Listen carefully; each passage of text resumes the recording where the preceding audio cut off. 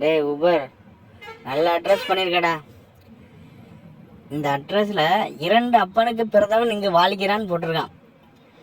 டேய் இவ்வளோ நாள் நீ டிரைவர்களை தான் வந்து செஞ்சேன்னு பார்த்தேன்டா. கஸ்டமருக்கே இப்படி பண்ணிருக்கேன். இதெல்லாம் போய் அவங்ககிட்ட காமிச்சா அவங்க என்ன சொல்லுவானே எனக்கு தெரியல. 2 அப்பனுக்கு பிறந்தவன் இங்கே வாழ்கிறான்னா என்ன அர்த்தம்?